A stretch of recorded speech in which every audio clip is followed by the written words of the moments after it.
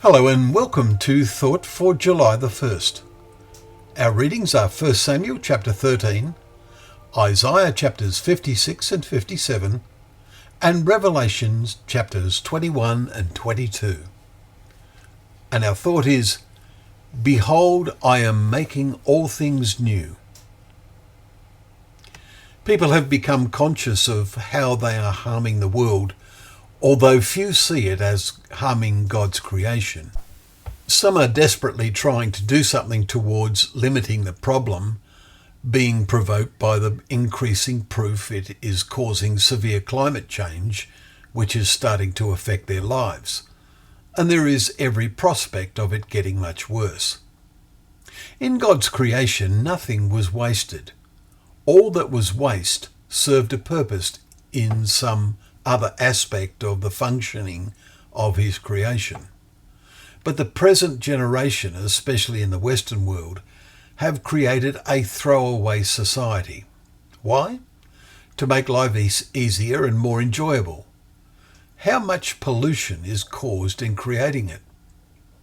Our thoughts on this arose from reading the final two chapters of the Bible and the picture of the ultimate time when the first heaven and the first earth had passed away, Revelation 21 verse 4.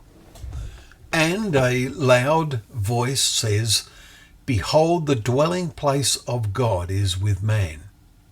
He will dwell with them, and they will be his people, and God himself will be with them as their God. He will wipe away every tear from their eyes, and death shall be no more. For the former things have passed away. Verses 3 and 4. The next verse tells us, And he who was seated on the throne said, Behold, I am making all things new. And this led us to meditate on the vast extent and wonder of making all things new. The folly of our human lifestyle have made a new creation more than ever essential. How awesome is verse 8?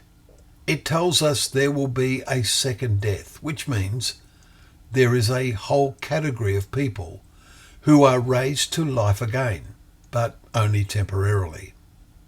It says, But as for the cowardly, the faithless, the detestable, as for murderers, the sexually immoral, sorcerers, idolaters, and all liars, their portion is the second death. We also noted that our Isaiah reading mentioned one particular aspect of life in the future age. The prophet states that God says, My house, or temple, will be called a house of prayer for all peoples. Chapter 56, verse 7. What a surpassing wonder to be there. How we live now will determine whether we, by the grace of God, will be there. Well, thank you once again for joining us for Thought for the Day, where together we can open up the pages of God's Word, knowing that Word to be a lamp to our feet and a light to our path.